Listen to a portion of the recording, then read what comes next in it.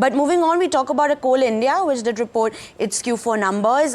It's traded, it's at its day's lows, and but is trading with a positive bias, and this is because the earnings did beat estimates, but concerns about volume growth still remain. Now, the soft demand on the non-power segment, import pressure did impact top line slightly, but we did see an uptick of 2.6%, and there was a strong profit growth, which was driven on e-auction realizations, cost controls, as well as profits from joint ventures. Now, in terms of concerns, volume growth still remains challenging. The company's FY25 capital market share is also being eaten away by higher mines.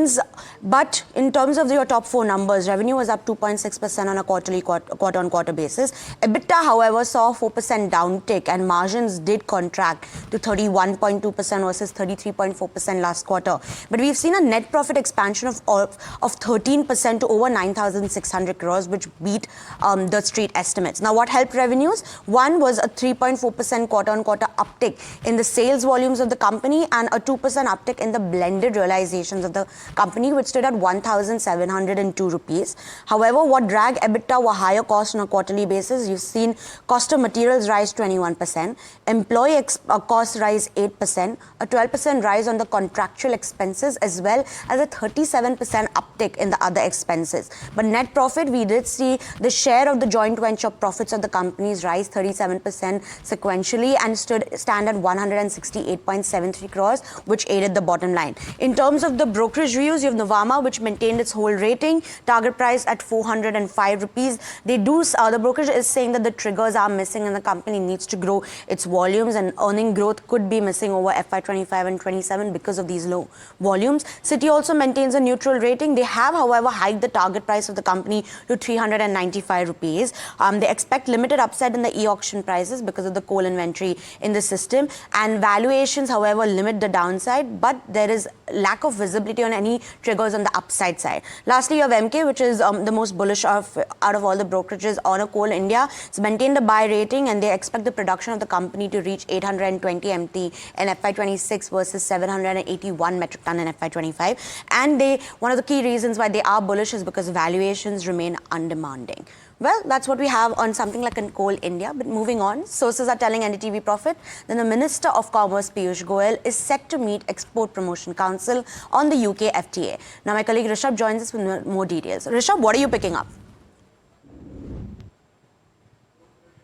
Right, Mihika, what we've learned is the fact that there is a key exporter meeting that is scheduled to happen between 3 and 6 p.m. today.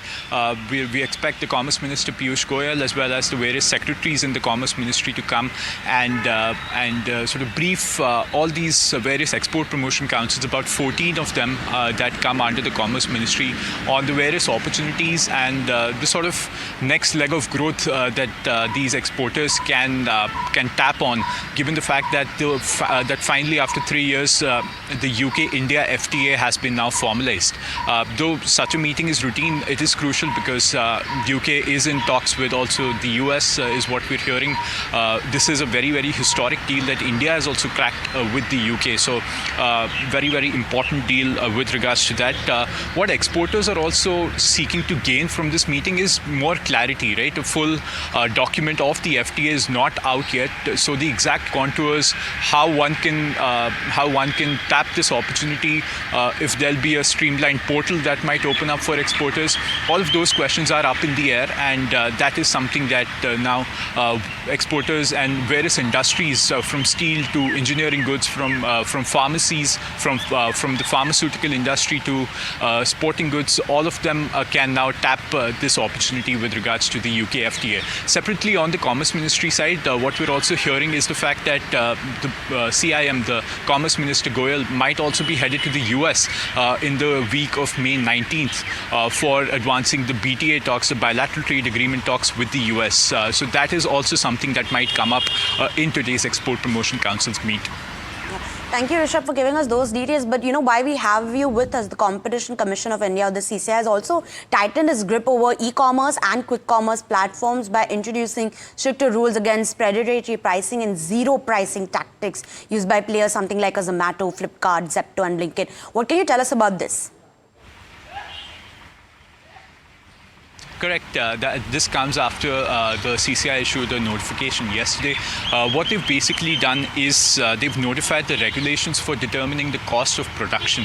Now, once the cost of production is determined, the CCI will be able to have a better grip on whether platforms, including e-commerce as well as Q-commerce, whether these platforms are actually indulging in predatory pricing or deep discounting. Now, this has been an issue that has come up at least over the past year or so with the Confederation of All India Traders, basically brick and mortar stores versus the e-commerce and the quick commerce biggies that have come up. We've seen how e-commerce and quick commerce have changed the way urban consumption is happening, and that is something that CCI also has a very keen eye on. So what we'll also know is that rather than describing sector-specific metrics now, the CCI will be able to track predatory pricing on a case-by-case basis, and that is something that is very important now with the CCI approaching and sort of tightening the news around whether or not these quick commerce and e-commerce platforms get a free rein